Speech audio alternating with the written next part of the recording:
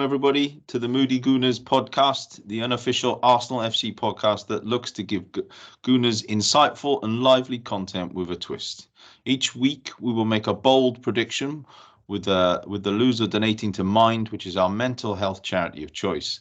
The mission is entertaining people and making a difference to mental health. My name is Jason, and with me as usual is Paul. How's your mood today, Paul?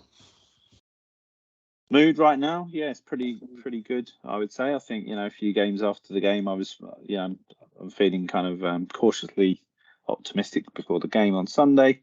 But I think if we go back to before the Leeds game, which we're going to be reviewing today, I'd say I was pretty feeling a little bit flat, to be honest with you. I think, I have to say, normally I don't pay huge amounts of attention to rival teams' results, but the nature.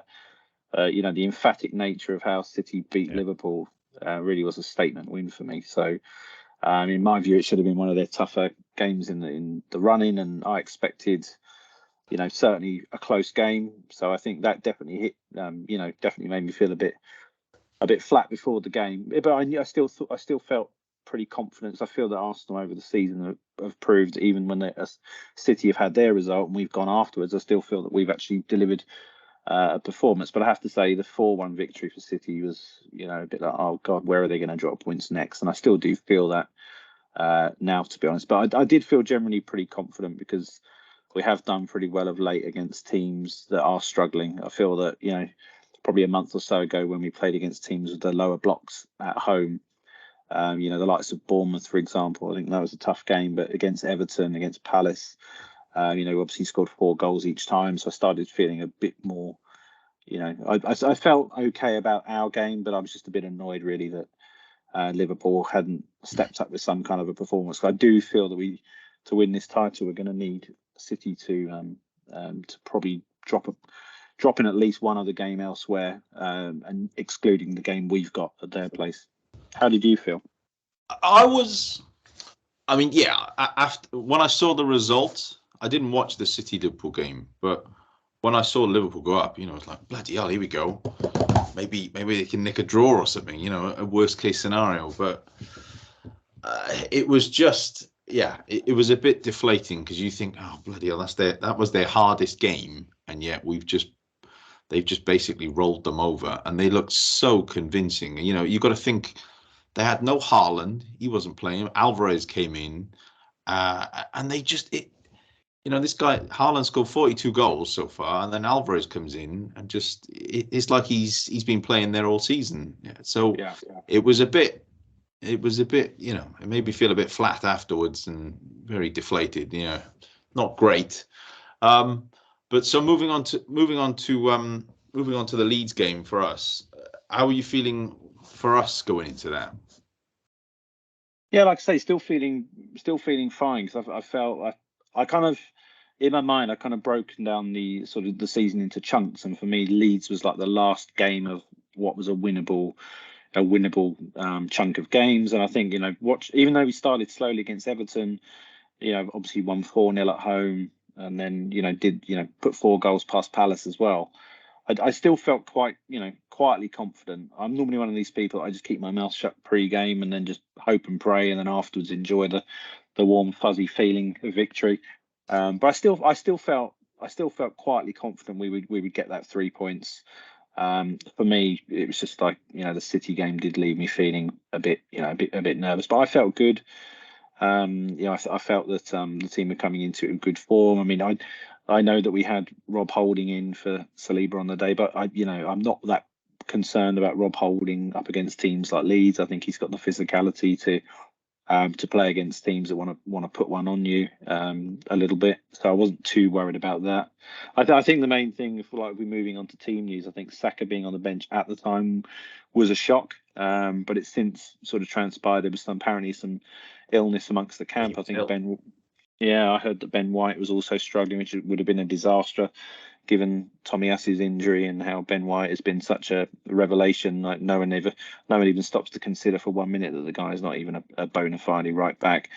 So I was a bit of a shock to hear about Saka, particularly because normally I'm all for resting the guy, but because we now have a game a week, I was actually quite happy for him to play. But then obviously hearing that he was going to be on the bench was a bit of a shock. And then obviously the front line. I personally think that I was quite not I wouldn't say shocked, but I was a little bit surprised that Trossard didn't play in the false nine. But I guess with Saka being on the bench with illness, that obviously then has that knock-on effect that then means that we can then bring Trossard in, who's obviously a bit of a Swiss Army knife of a player.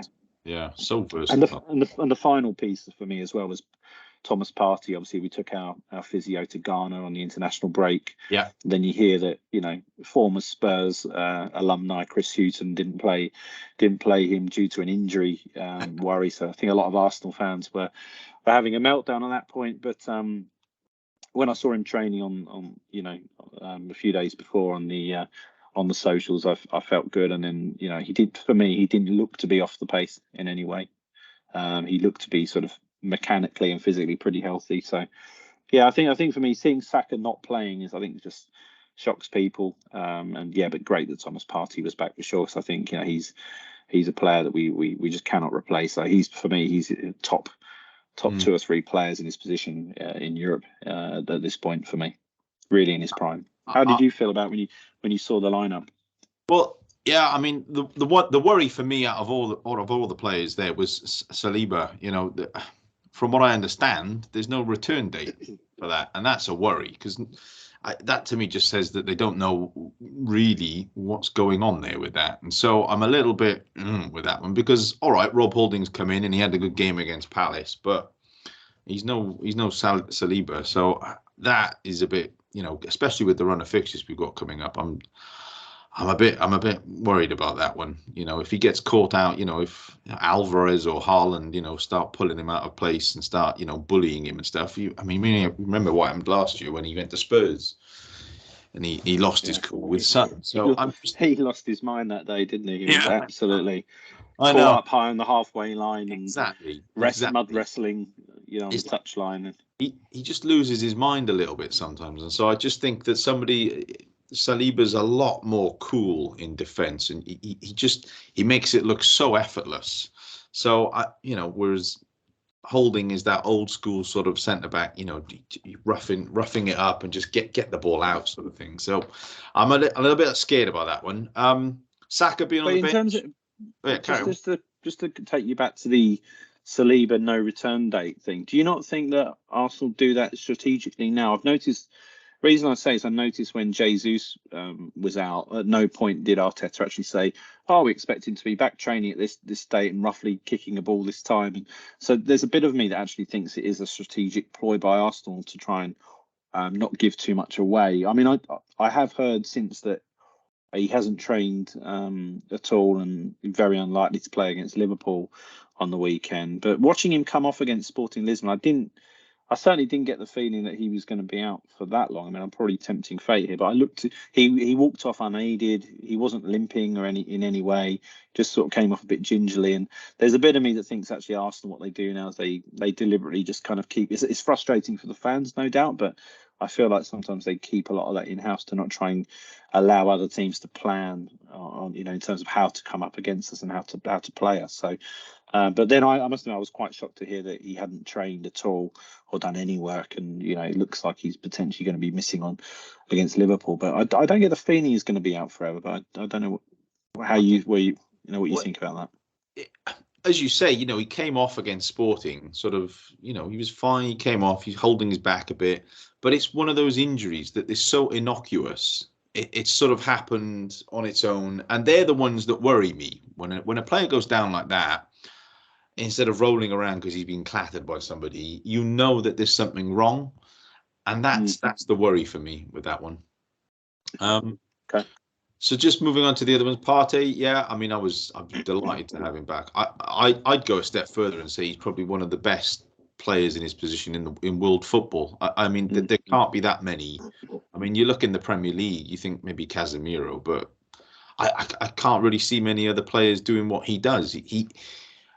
For me, he's up there with Saka as being that important to us. Ben White. I mean, I'm glad he doesn't play for England now. With the injury to Tomiyasu, I was, delighted that he was was fine to come in. So the game then. What were your thoughts on the game?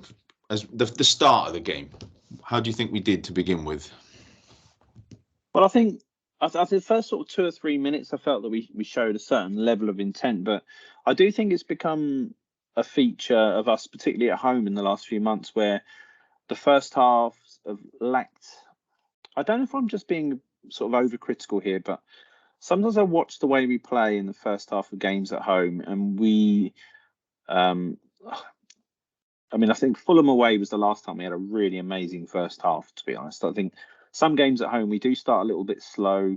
There's a little bit of a lack of intent. We just sort of slip into a nice, easy rhythm of knocking the ball. And I personally believe that we don't create huge amounts of really, really incredible, clear-cut goal opportunities.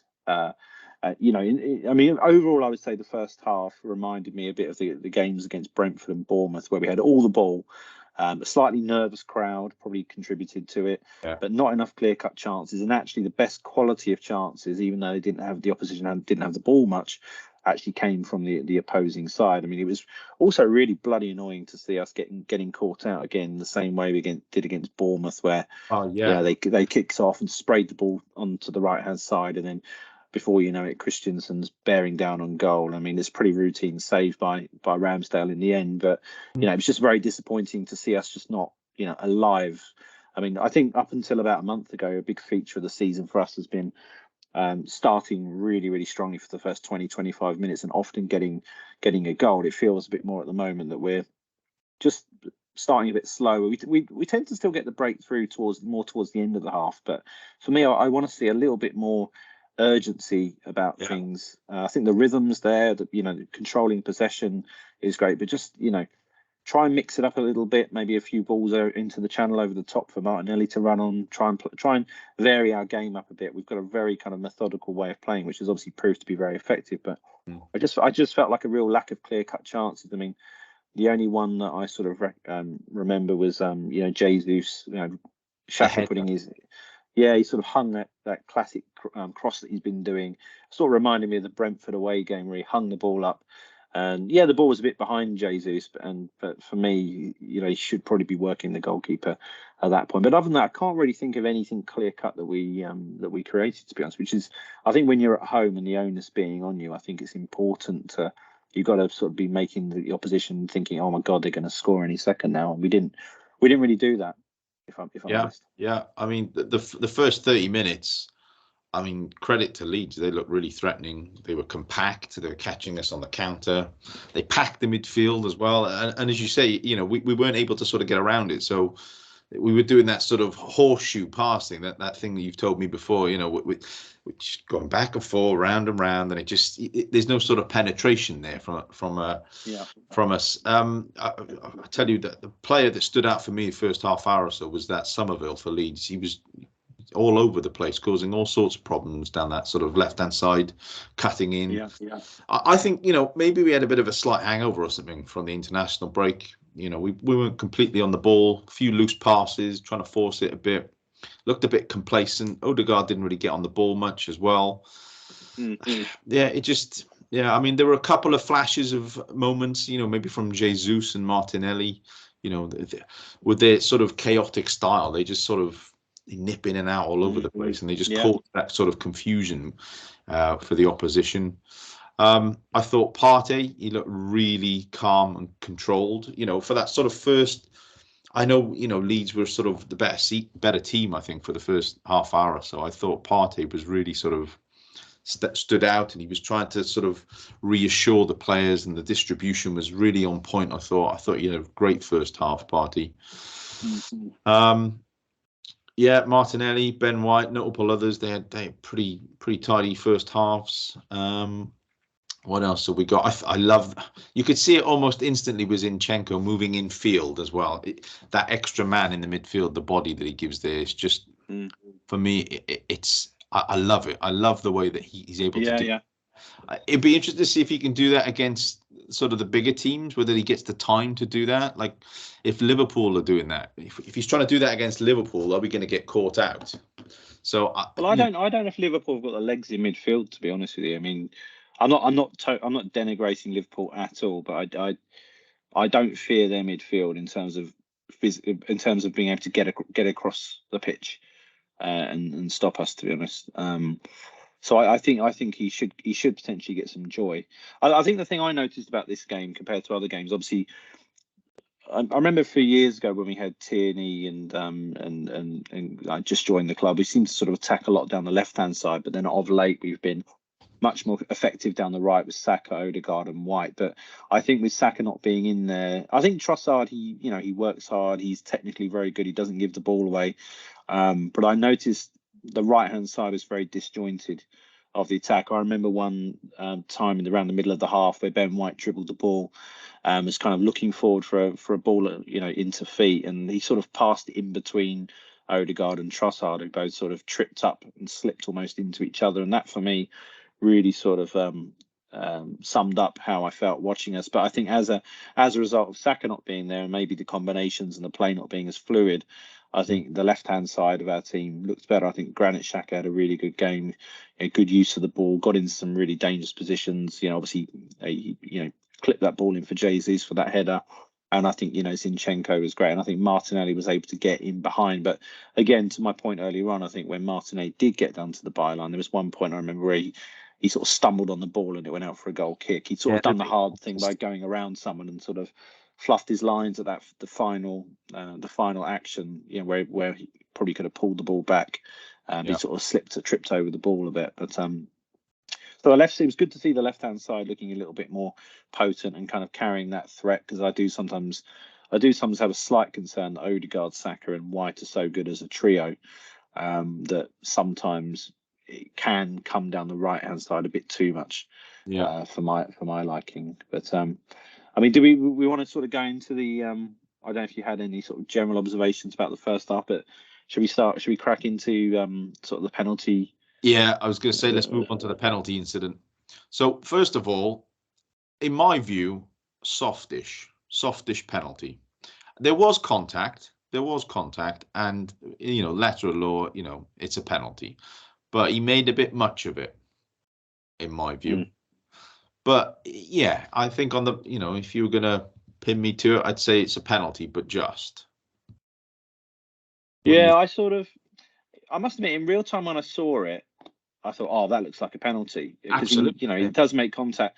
And then when I saw initial replays, I did start to go, oh, it's kind of like, yeah, it's by the letter of the law, But my overall thoughts at the time were, it could have gone either way, basically. But then I saw another replay the following day from a slightly different angle where Ayling sort of almost seems to jab his studs into, and I guess with Jesus having come back from a knee injury.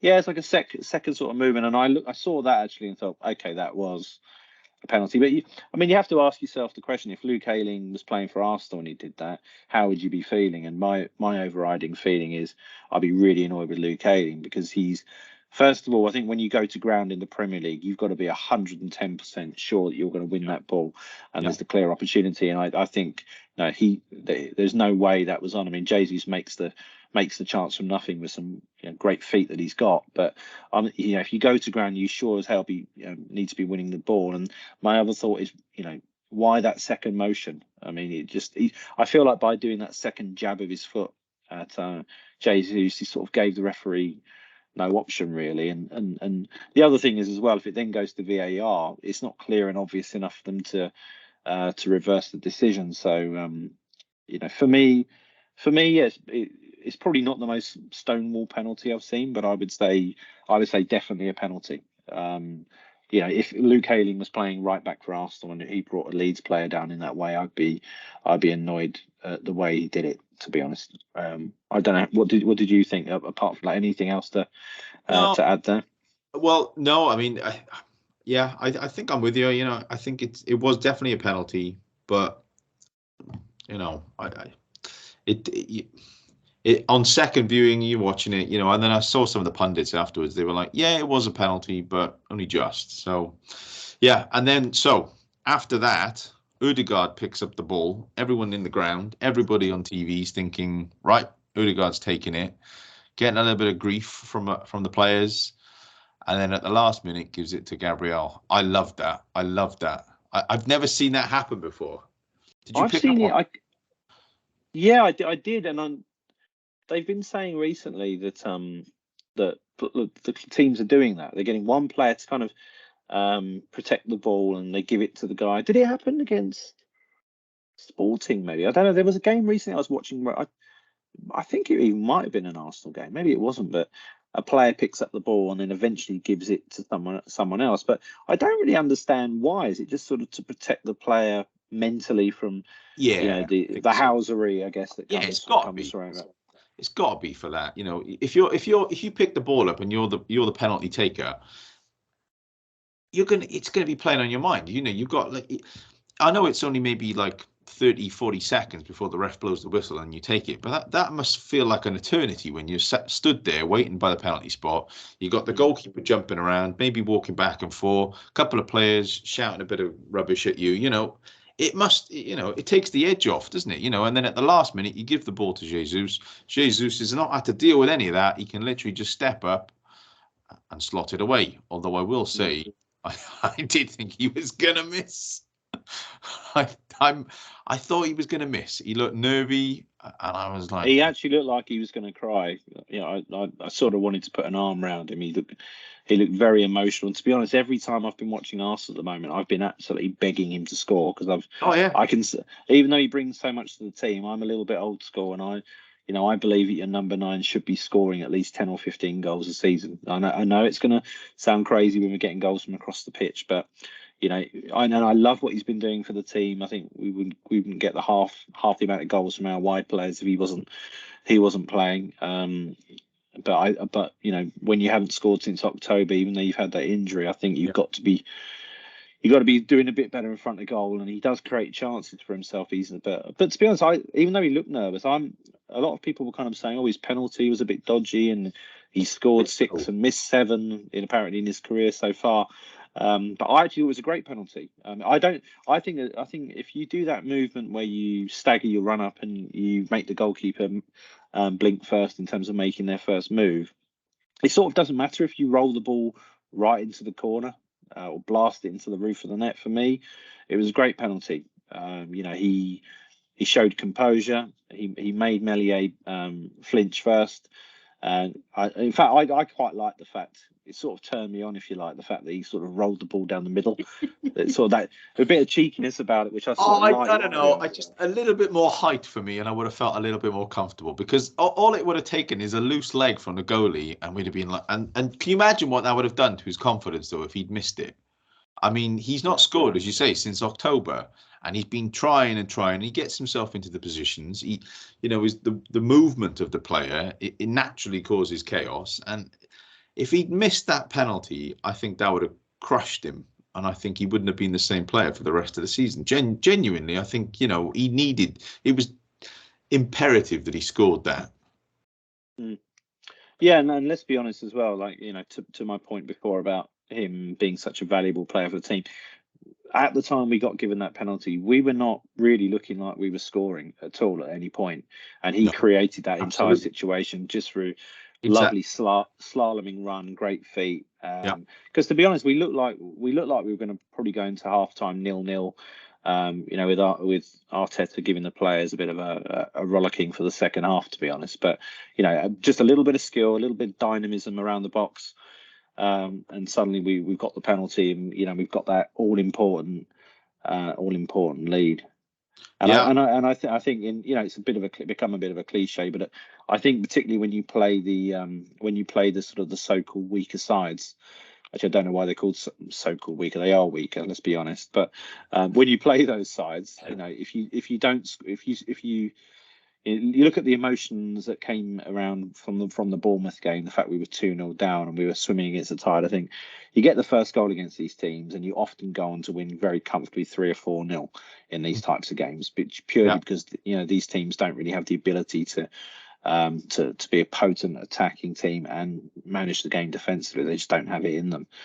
So when we did, but saying that, I did feel that the lack of clear goal scoring threat we had in that first half did mean that we needed that second goal. I didn't want to go through the second half, 1-0 up, and us struggling to carve out clear opportunities. Because I do feel that if we'd got into the latter stages of the game, at 1-0, I think the crowd would have probably turned a little bit, got a bit nervous, and that could have affected the play. So I did still have that feeling we needed that second goal, particularly as we don't really seem to keep clean sheets at the Emirates for some reason this season. But first goal absolutely key for me. Yeah, absolutely crucial. I do think it was against the run of play, and I was like, okay, we need to get out of here, get to half time, have a chat with the boys, Mikel, and then bring them out for the second half.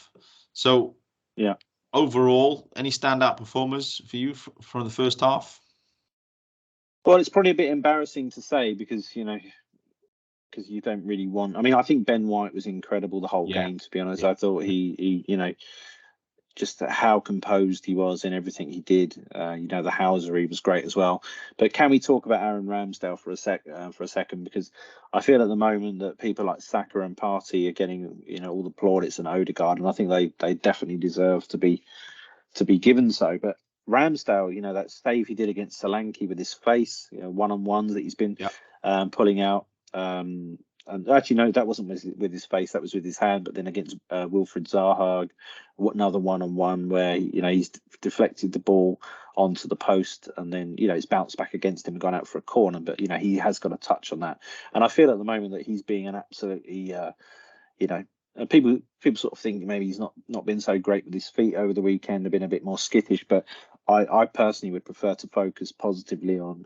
I think he's been making absolute match-winning saves for about the last 4 or 5 games, like really key contributions, particularly in a team that, I mean, Arsenal are always really dominant with possession at home, particularly, and he doesn't, it's like a lot of the game he doesn't really get, have to do a lot. But I would say in this game that he probably called into action a bit too many times than I would have liked. But I think for me, Ramsdale possibly was our best player in the entire game, actually. And I think it's not very fashionable to credit defenders and goalkeepers enough. So I would like to credit him. So I think against Bournemouth, if we'd gone 2-0 down in the first half, who knows, what that would have done to the game. Would Reece Nelson have been able to win that game for us? Palace again, Palace similar game to this one where Arsenal didn't really create huge amounts, and then Palace had the best opportunities, and that was one where the faintest touch by Ramsdale onto the post against Palace. You never know; it can completely change the direction of our whole season. I mean, we're down to the last 9 games now. Every game is a cup final, as they're saying, and one little slip up, at the other end, it can just have devastating results for us. So I personally would say Ramsdale. I don't. What do you think about it? I think Thomas Partey for me. He managed to control when we had the ball, and even at the breakdown, he was able to sort of get in the mix there, and he just seemed so assured on the ball. We've heard it before. He's that Rolls Royce of a player, and I've. It stood out for me because we were on the back foot for a lot of that first half, and for me, he was on the money, and I'm so glad that he didn't play for Ghana. I mean, as I say, we were surprised he started for us. But you noticed, later in the game when Jorginho came on, we were missing it. So, for me, it was him. I mean, I hear your point about Ramsdale. He kept us. He made some great saves. I mean, they had like three big chances, I think, in the first half, Leeds, and Yeah, Somerville looked bright, didn't he? He sort of, and I think was it Jack Harrison had an opportunity as well. Yeah, and obviously Christensen as well, right at the start of the game where Ramsdale had to parry the ball. So I think Ramsdale's been fantastic personally. But what about the second half then? Kickoff happens and boom, for me, straight into it. It was brilliant, wasn't it? Yeah, I mean, what again, you can throw cliches at it, but is there a better time to score a goal? Like, you come straight out, and I mean, you're pretty much putting the game in the bag at that point. And obviously, Martinelli, I think, has been sort of really crowned his first half, performance. I think, like I say, the left hand side was probably the only bright spark in terms of our attacking game and in the first half. And it was great for him to get that cross, and a great movement by from Ben White to stealing at that far post. I mean, Yeah. the ball could have, and plus I love it when the ball hits the crossbar and flies in. As a look, that's up there for me when it crashes off the crossbar, bounces down and then goes back into the roof of the net. And really happy for Ben White. I mean, I think he had a great game defensively, but he scored against Bournemouth, he scored again against Leeds, and it's great to see him getting a few goals because I think he's one of the more popular players. But I think the timing of the goal was great. Just doesn't really matter obviously who scores, but just scoring the first couple of minutes of the second half, I think it just kind of completely changes the complexion. And again, the games I've been to recently, I have noticed in this when we're playing the so-called lower sides, I think the crowd have come a little bit nervous, and I think the longer it would have stayed at 1-0. And again, the atmosphere has been great in the ground, but I think getting that goal at the start of the second half was key to me, I would say. Yeah. Second half out of the box, we were just at it. It's for me, it was like it's exactly how we've been playing in recent weeks, and they just needed to get that first half out of the way. Mikel got them in. I had a chat with them, and we were just a lot more direct. We were more decisive. We were more assured of our passing. It was just slick and quick. It was like we weren't trying to sort of force it. It just felt so natural. You think back to the Fulham game. That's probably one of the best games of football we've watched in a long time. That sort of. It was relentless, and the second half, the way we started and came out of the blocks, it felt like that. And great work from Martinelli to get it in. Ben White, nipping in at the back post, unmarked, brilliant start to the second half. Then moving on, we just carried on from there, and it wasn't long before Jesus popped up with his second goal, which. We really started to turn on the champagne football, I think, at this point. Then the goals were just excellent at that point. What do you think? Yeah, I mean, for me, that third goal was the goal of the game for me. I mean, like I said before, I've been absolutely desperate for Jesus to score. Yeah. But what I loved about it is that it was a real. I think Arsenal played. I'm probably going a bit overboard here, but I don't see many teams that score great team goals like Arsenal do. I mean. And that goal for me was just another one to add to the Jackie Wilshere against Norwich. I mean, it's probably less players involved, but I love the way that Jesus has dropped deep. And obviously, there's an argument actually to say that Trossard has been brought in to potentially start ahead of Jesus. I know he's a very versatile player, but it's probably a bit of an argument to say that those two players competing for one shirt. But I loved how they combined for the goal. I love how Jesus started the move and dropped deep into the pocket, and then Trossard with that absolute technical ability, finding himself in the inside the box on the right hand side and not trying to flash the ball into an area, not trying to sort of slash the ball, not trying to shoot from an impossible angle, like to pick his head up and just time the pass, and then to see Jesus. I think I love the most about Jesus. He doesn't just kind of play a nice pass or finish a move. As soon as he's connected with the ball, his mind is already, where do I need to be for the next phase, the next action, and he doesn't stop. Like he passes the ball into Trossard, and then he's already thinking, right, I now need to finish this move. I've started it. You may say, oh, maybe Martinelli could drift in and knock it in, or maybe Xhaka could make one of his marauding third man runs into the box. But I love how Jesus was just so alert and alive to it. He gives the ball to Trossard, and the finish as well. I mean, it comes at him. There's a crowd of players probably blocking from where the pass is, but he gets onto it, and it's really clinical the way. Again, and maybe I'm just talking aesthetics here, but I found the way that he stabbed the ball home was really clinical, and really kind of like decisive. There was something for me that was almost like a killer about it. The way he did it, it was just really, sort of aggressive but decisive, and it just sort of like he almost like put the ball in the net with a bit of a message behind it, I would say. Well, yeah, the guy, he hasn't, as we said, he hasn't scored since October. So for him, and obviously a penalty is a penalty. He scores the goal, but to score from open play, he's been desperate for that. With the injury he had as well. But for me, the build-up play, I mean, this is where the second half started. Trossard for me just came alive in the second half. I maybe a bit controversial here, but he's got to be up there with signings of the season, I would say, let alone January. Of the whole season? I see you think for the whole season. Of the whole season. Okay, I know he hasn't played, but the impact that he's had, I mean, he's certainly, for me, probably the best January signing I've ever seen. I can't think of any. Even better than Kim Kallstrom. Are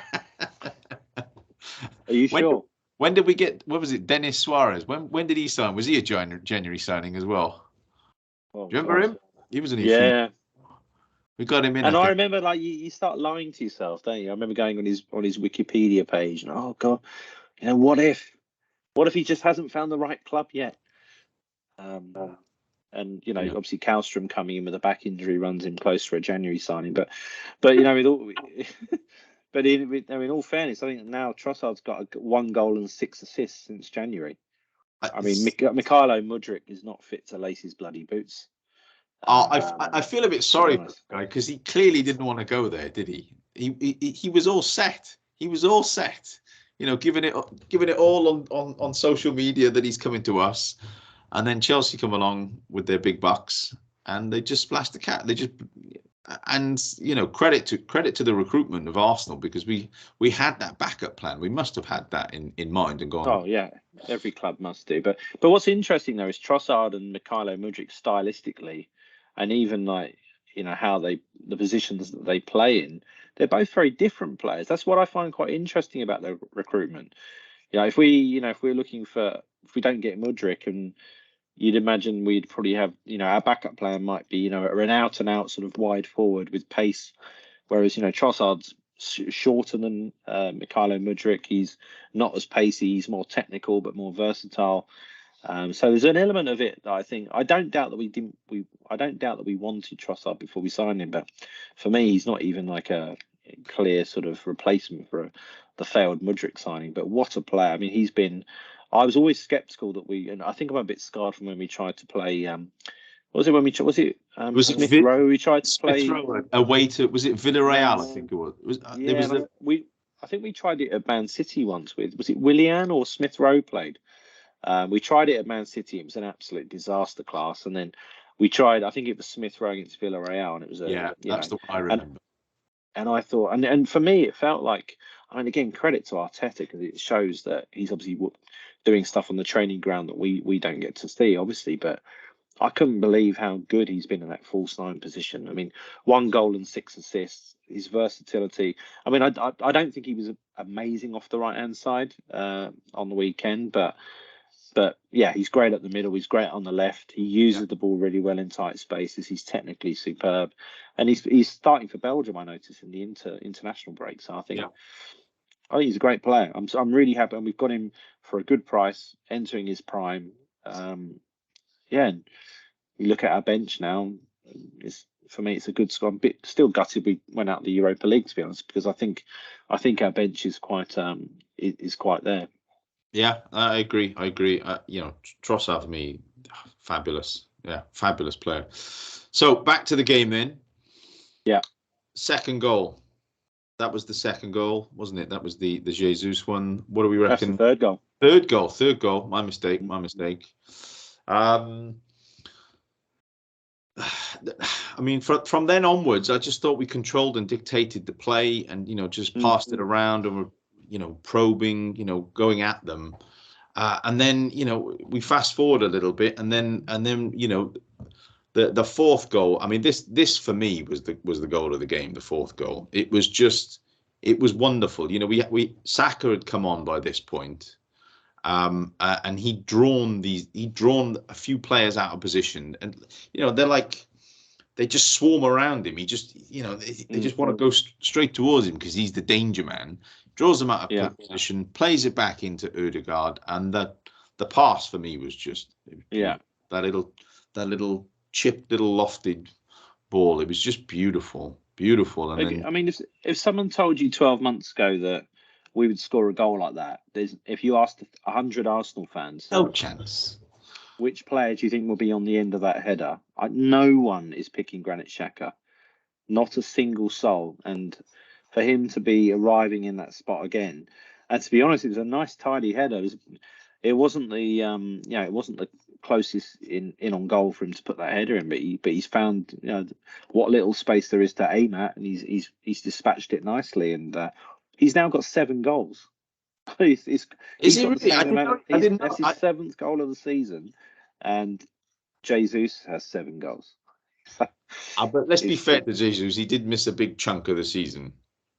Yeah, Horrible. but about a year ago, Xhaka was, Well, that guy. I mean, it's incredible. The turnaround in his Arsenal career is just, it's remarkable. The guy was out of the club. I mean, we were all calling for his head. Let's be honest. I know he had all the horrible stuff happen to him on social media. The threats and all this sort of stuff afterwards, which was terrible. There's no need for that. You can't take it that far. Uncalled for. Yeah. But I think the way that he was playing, it just wasn't a way that you could endear yourself to him. He was just so. He was just. I mean, I just can't. I'm lost for words. The way that he's managed to turn around his Arsenal career. Now he's the leader that we kind of wanted him to be when he was actually the captain. Yeah. It's unbelievable. I can't even believe it myself. When I was one of these people, and put aside 1 minute the stuff that he happened to him on social media, because again, I think it does take 2 to tango, and I don't think we should forget what if that was you and someone was wishing that on your family, you would not be happy. But if I'm talking purely on a footballing level, I did not think the stuff he's doing this season he even had remotely close to being in his locker. To be honest, I'm absolutely blown away the amount of goals he's scoring. He set that goal up for Jesus at Brentford. He hung that ball up to the far post, and he's been arriving in the box, timing his runs in and finishing stuff off.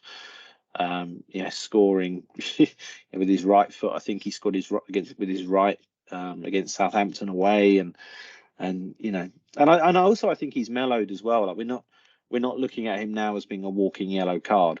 There's been a few times where stuff's been getting heated in games. He's been in there, but he's not. I don't really remember any times where you think, oh, he's just pushing it over that line here. He's going to get a yellow or a red. He seems to have developed like a control to himself. In those heated situations, to be honest. So, very happy. Yeah, very good. I think the pressure's off him, so he's able to play a bit more fluidly and a bit more relaxed. And I also think, his position now is a bit more advanced. He's not playing in that sort of like number 6 role. You think back to the days when he was getting all those yellow cards, we wanted him to be that sort of defensive midfielder. And that's not, I don't think he can't do that. Wasn't it that Arsene Wenger said, look, don't ever go off your feet. Don't go slide tackling. There was rumors and talks he said, like, just don't go down to the floor and, try and get your feet in there. Just stay on your feet, and that's crazy for a player to be told that by a coach. So to be honest, I think of all the things Arteta's done, and he's done a lot of great things. I actually think this probably is the number one thing. Like, I cannot believe the transformation. If you told me, does this guy have the things to his game to be effective as a number 6? I say, I'd probably say that he had, because he's physically quite strong. He can pass the ball from deep. He can get stuck in. I'd almost have argued still that he probably had more traits for a number 6 than a number 8. I certainly did not see him as a number 8 who could dribble the ball forward and use it, but he's less exposed. I think before, when we had Thomas Partey in and out of the team, he was that final midfielder before the opposing team would be in on your defenders. So, and if anyone went past him, he'd obviously, he'd freak out and yank the shirts and get a yellow from that. But to be honest, I'm delighted for him. I just think it's a wonderful resurrection for the guy, to be honest, and I'm happy. I'm really happy for him, to be honest, because what he went through with his family is not, it's just not cool. People need to realise that. He also let the team down as well, but it's a two-way street. So I'm glad that the relationship is built, and it's great to see him. He took the armband the other day. I had no problem with it, to be honest. Whereas a few years ago, some Arsenal fans would be saying, "Oh, absolutely, if this guy even walks on the pitch again in the shirt, then he should be stripped, taken out of the club." But yeah, really happy. And then just so I've skipped forward slightly here. I've actually missed Leeds' goal, so let's just jump before Xhaka's goal. I was going to pull you back, but my I was bad. enjoying reminiscing. Yeah, we can. It's lyrical at the end of the season. So Christensen gets that. It was just sloppy passing for me. Deflected goal, sloppy passing. We sort of took our foot off the gas a bit, I think, after the third goal went in, and we just sort of opened the door a bit. I think that's kind of where I'm at with that. What do you think? Yeah, I mean, to be honest with you, I wasn't. I mean, there are some goals that your team concedes that can make you angry for like a sloppy ball out from the back or an error. But to be honest with you, I looked at their goal and just kind of shrugged my shoulders, because I thought the one thing I liked about us in the second half that I didn't think we were as good at in the first half was I felt we looked a bit more composed second half defensively. Yeah. I in the first half I felt that we gave, Ramsdale was a bit overworked in the first half. Second half I felt that we tightened up. We didn't really give them so many clear cut chances. So Christensen definitely had too much time and space to line up a shot. But to be honest with you, it wasn't the best shot. If it wasn't deflected, Ramsdale was probably going to save it. And to be honest, it was just bad luck. I looked at it and just thought, that's just bad luck. The ball's got deflected in, and to be honest, I still have Arsenal 4, Newcastle 4 etched in the front of my mind. So whenever we can see, I didn't think Leeds were going to win, but you're looking at it at 3-1, and you're thinking, well, still enough time here. Like, was it 20 minutes to go or so, that they get one more, then suddenly there's going to be. I mean, we've really avoided those kind of games this season. It feels like when a team's got a consolation goal to come back into it, we've sort of ensured it is a consolation goal, because often we'll go back down the other end and put the game to bed. And my overriding feeling in that second half actually was that we're almost trying to in-game manage our workload. We were taking our foot off the gas, tightening up a bit at the back, once we got that third goal. And I feel like we were doing it intentionally to try and save our legs a bit. Which people might say, well, why are you doing that? You've got 8 more days to your next game. But the game's coming thick and fast. I think if you can just, you don't want to risk like a muscle injury by stretching for a ball that you don't need to. So I'm kind of loosely all right with Arsenal taking the foot off the ball a little bit at 3-0, providing they're not being sloppy at the back and they're just dominating possession and things like that. So I wasn't that against it. But when the ball did go in, I thought it's unlucky. But then I also thought, don't concede again. But this season, I think I think too many times last season we were leading by the odd goal, and sort of like last 5 minutes, just keeping everything crossed that we're going to see it through. It feels in the last couple of months that we've really taken. I feel like we've won games quite comfortably scoreline wise in the last couple of months, which has been great to see.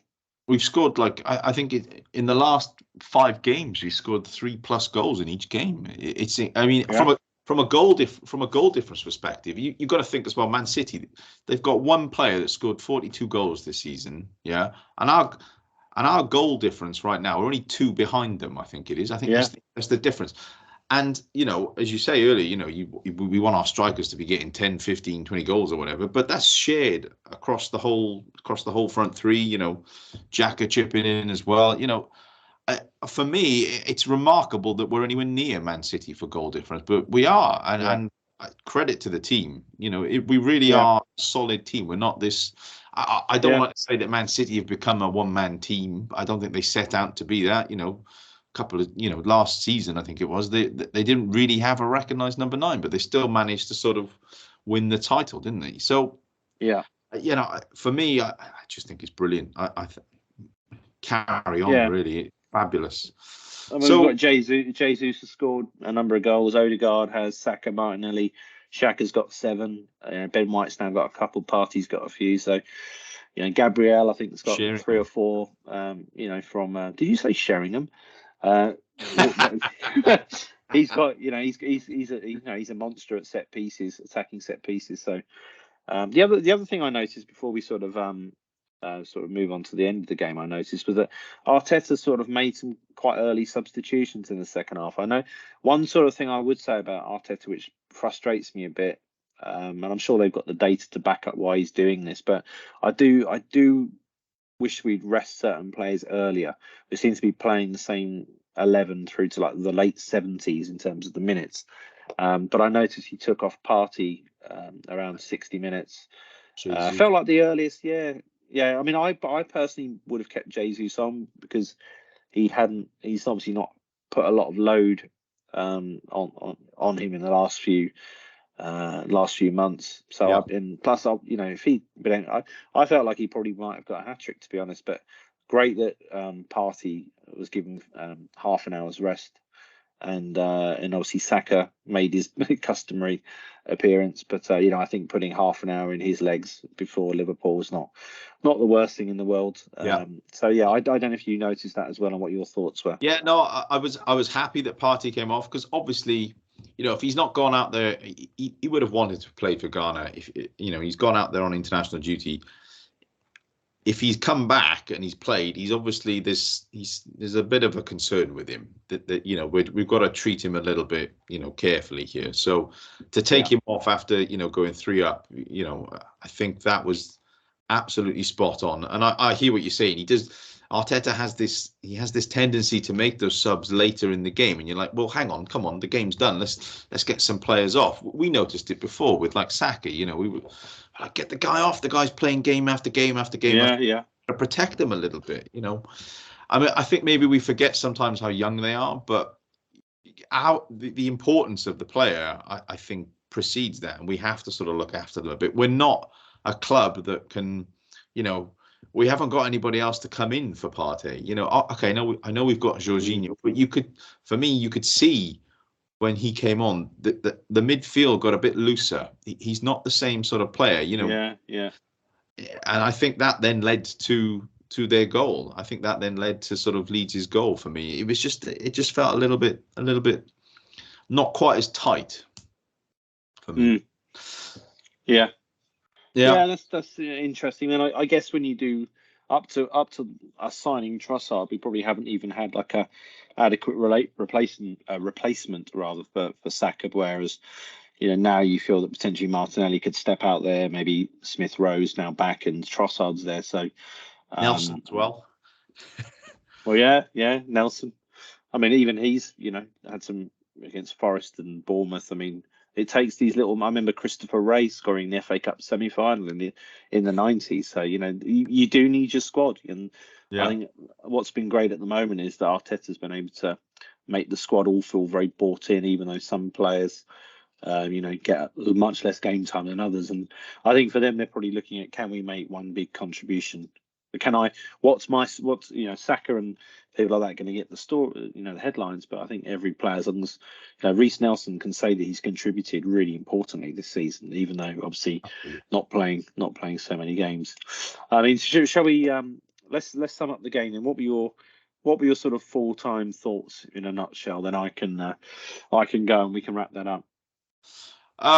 So my thoughts. I thought, to sum it up, Leeds were the better team for the first half hour. We forced it a bit, wasn't quite happening. The goal came against the run of play, and that was just down to Jesus and his, ability to just cause havoc in the box, in and around there. Once the goal went in, I think it was relatively comfortable from there on in. I thought, getting into halftime, 1-up, and then coming out second half, goal straight away. It's a foregone conclusion. It's what I expected before the game. The first 30 minutes, I was like, oh no, not again. Please no. So overall, very good performance, and to equal, City's result as well. I thought, that was the right thing to do. I thought, well done. I was very, very happy at the end of it. And on to the next game for me. Yeah, I think for me, I actually thought it was kind of a strange game. Long periods of the first half, we sort of looked a bit under par and lacking that intensity and that real goal threat. But like I said before, I think the first goal was key. I think what's really interesting with some of these games, the games feel very bipolar. There's nothing in the middle. They're either really, really tense and, we're looking a bit off the ball. And I think the fans are probably looking down going, my God, why are we not, flying out the traps at home? But then we seem to score goals like in clusters. And then once the first goal goes in, the atmosphere completely. I don't know if that's linked to the caliber of the opposition and making sure the low blocks and people getting nervous around that. But it feels like the game's either sort of like there's almost like an accentuated nervousness at 0-0 and why are we not coming out? But then when we're 2s and 3-0 up, I think there's even though Palace pulled a goal back at 3-0 and so did Leeds, I think there's almost like a really relaxed sort of serenity about it. But there's sort of nothing in the middle. It's either super tense or super serene at the same time. But smooth sailing and comfortable. Yeah. Like, we've just gone through the motions and we've won 3 sort of thing, I don't know if that's the nervousness of the fans or the caliber, the fact that we're playing against a lower block team who are fighting relegation. Just never been haven't been in this position for 19 years, or 19 seasons.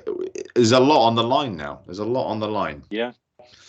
So I think second half though, we managed the game well, and obviously getting that early goal, and we looked a bit more controlled, a bit more of a threat going forward, and a bit tighter at the back. First half I want to see Arsenal, coming out. I think if we start slowly at places like Anfield, it's not a good place to be starting slowly, as we've seen in recent years. I think the other thing as well for me is that this season has felt like exercising ghosts of the past. Obviously getting our first win at Spurs since they opened their toilet bowl up a few years ago, and the Armitage Shanks trademark the Tuesday Club, but then also beating Liverpool at home, having a really giving Chelsea a 1-0 thrashing at their place, and just kind of just exercise. But for me, the main feeling I've got now, and it probably is a segue into the Liverpool game, is there's one more ghost we have to exercise before I'm going to sit there and feel, and it's the ability to win away from home to the bigger sides to me, because I feel like we've ticked off so many boxes that we've mentally failed at in recent years, if we're being totally honest. But for me, a win at Anfield, we haven't won at Anfield for 11 years. And we've lost 11 games in a row against City, home and away. 11 games in a row. I mean, that's appalling when you think half those games are at home. So for me, that's the final thing. I think if we can, get something from the Etihad and win at Anfield, then this is going to sound a bit bizarre, but I'm almost a bit more relaxed about the other games, because I need to see that proof of concept. I need to see us go to Anfield and forget that it's Anfield and just play the team in front of us and realise that we are, whatever you want to say, at the moment we're a better side than Liverpool as it stands right now. So let's go and show it. I don't care that it's at Anfield. Let's go and quieten their fans. Let's get Martinelli in behind on Trent and get him creating stuff. Let's overrun their midfield, the aging midfield. Let's get Saka on Robertson. Some of the defending Liverpool showed the other day was not great, and I can already see a number of areas that we can hurt them. To be obviously their attack's great. I'd rather Saliba be playing. The defense is not the same now. Yeah. No, the defense is on the is not great, and the midfield is aging, and I just keep thinking about, as long as we can kind of snuff out Trent's crosses, and the idea of Martinelli getting played in, like maybe Gabriel or Xhaka clipping a ball into the channel and having Martinelli running onto it, I'm basically foaming at the mouth thinking about that. And, that's what we've got to be looking at on the weekend. Yeah, their defense is not what it was. I think Van Dijk's legs are going or gone, stroke gone. Their fullbacks, Trent Alexander-Arnold, he's not the player he was a few years back now, is he? He's just fallen off a cliff, that guy. Honestly, he's he's got a weird position, that guy, but he just can't defend. So, as you say, Martinelli getting in behind them, if we can control the midfield, which, on paper and on form, I think we're the better team, then I think that we should be able to nullify their attack, because they won't have that link. They won't be able to get because where they're strongest is their front three. When the ball gets into that front three, they're electric. You could see it. Salah's still there. Gakpo's starting to get his feet under the table a bit now. Nunes he's getting a few goals in. They've got Jota coming back in as well. For me, if we can cut them off, if we can cut the supply, control the midfield, press them back, I think we can do this. I think it could be. But I hear what you're saying. We need to exercise those demons of the past. You mentioned Anfield, you mentioned the Etihad. I also think Old Trafford as well. We've got quite a bad record there of late. I know earlier in the season we had the game, and we had that goal ruled out for VAR, and we showed probably a little bit of naivety there in that game. It was early on in the season, but we were still finding our feet. But we need to get these big results. Yeah, I know we've done Chelsea, but Chelsea, I think, are a club that don't know where they're doing, don't know where they're going. There's no sort of plan there. As we're talking now, they just got rid of their manager a few days ago. It's unbelievable. You've given a man a 5-year contract, and then 7 months later, you sack him. It's unbelievable. It's unbelievable. And then Spurs. Well, Spurs are Spurs. You get what you take with them, isn't it? It's good to get that. It's good to get that monkey off the back that we've managed to get a win there. But yeah, we need to get a win at either Anfield or Etihad is where I'm at with this, I think, right now. Yeah. I'm less fearful against Southampton at home, given how we've broken down these lower block sides in the last few weeks. And for me, it is game by game, but I don't fear West Ham at home. I don't fear, I'm personally concerned about. I think we've got a shocking record against City. Even this season, for them to win 3-1 at home, I think was not great. And we need to be. We did better last season against City. Do you remember that game?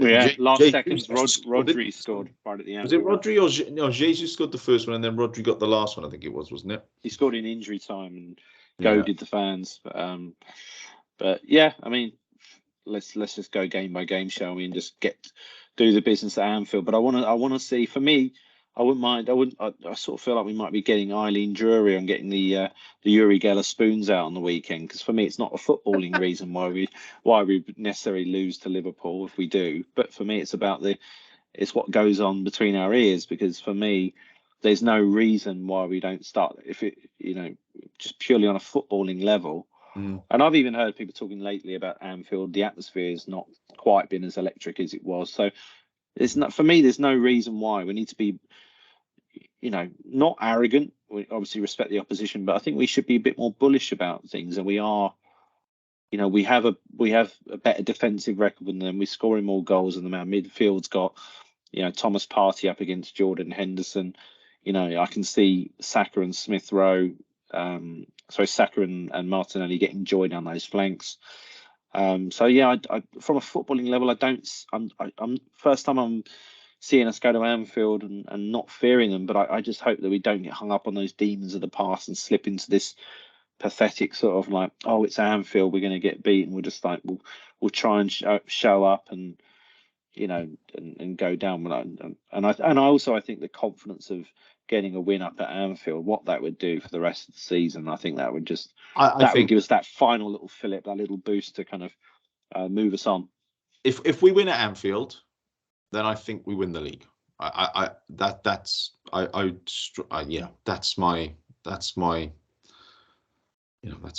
my prediction. I'd go all in on that one. So looking ahead, we've discussed Anfield. We've got West Ham away after that. Slightly tricky, but as you say, I'm fairly confident we can wrap that up to London Stadium. I know they're fighting relegation, but I don't see much about them to be worried about given our form of late. And then after that, we've got the Southampton game, which, we should be bagging 3 points there quite easily. Quite easily. So, moving on. Do you want to introduce the next segment for us, Paul? Yes. So the one thing that's different about this podcast compared to others is the idea of mental health. So each week on this podcast, we are going to do what we call a bold prediction, spelt Steve Bold, obviously. So each week we are both going to make our prediction based on the following game.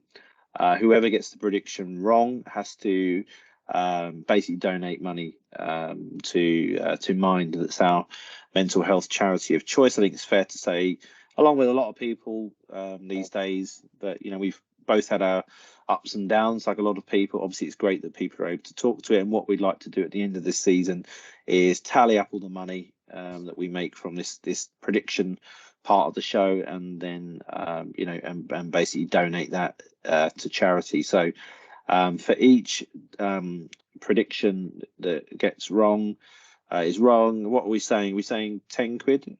I forgot how much it was. Tenner. Yeah, we're going with the tenner. We'll do it. Yeah. So this will be the segment at the end. Bold prediction. I'm going to go.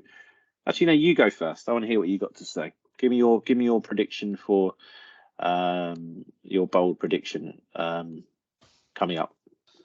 My bold prediction is very bold. Go for it. I'm going to go 3-1 Arsenal. Right. Okay. I'm just going to make a note of that. So you're predicting the actual score. That is quite brave, but I think we got the goal. I like it. I really do. I think we've got the players to come off the bench to make positive, effective change. Impact to the game. I think we can do it. I really do. I think they may get a goal, but if we go at it from the kickoff, and it's very important that we do, then I think we can do it. I think we can roll them over. Incidentally, I think I was just checking the score. I think it's 0-0 with Chelsea and Liverpool at the moment. Yeah. And that's a final score. Yeah. Right. Okay. See, nice to hear you're paying attention during this pod. I am. I've got the scores going on in the background. That's all. That's good. Okay, so my prediction for the week is a little bit more. It feels a bit tame in comparison, but I'm going to go with it anyway. So my prediction is that at Anfield, Gabriel Martinelli will have at least one or more goal involvements. So obviously a goal or an assist. We don't count pre-assists. Okay. I'm sorry to all those Sunday League warriors who are the kings and queens of pre-assists. But I think I'm expecting big things from Martinelli. Like we mentioned, like Trent's obviously great crosser of the ball, great going forward, but he's almost like the Zinchenko position on the right hand side, like the mirror version. So do Liverpool have the legs to kind of refine their formation in real time if Trent goes forward? I noticed whenever Zinchenko goes forward, the games I've been to, I've actually seen our defenders move around into like a back three with Gabriel as the left-sided one, Saliba in the middle, and White on the right. So I think we actually kind of we allow Zinchenko to flourish in that kind of inverted, advanced fullback position. Whereas I do notice when Trent does it for Liverpool that balls in behind are very much the dish of the day. So I'm very much hoping Martinelli can build on. I know he didn't score on the weekend, but the assist for Ben White, and I think he should hopefully have a bit of space to work in. I think part of the challenge sometimes with Martinelli is that we're so focused down the right hand side that when the ball gets over to Martinelli's often got 2 or 3 defenders crowded around him. But I'm hoping with Liverpool the home side and the onus on them to sort of come at us, and the fact that Trent likes to sort of go walkabout, I think it leaves me feeling that he's going to get some joy. So let's hope so anyway. Cool, good stuff. So that's our bold predictions. I think that just about wraps it up, doesn't it, for this week's podcast? Yeah, it does. I think the next time we'll upload one a day or so after the end of the game at Anfield. Same format. We'll review talk about how we were feeling coming into the game. Yeah. Review the match, and we'll review the predictions and make a new one for the West Ham game. So yeah, stay tuned for that, and thanks everyone for listening. Yeah, last thing to do, wraps up today's show. Just any comments, leave them, hit the like button, subscribe, all that stuff. So yeah, we'll speak to you soon. Great. See you later. Thanks everyone. Bye.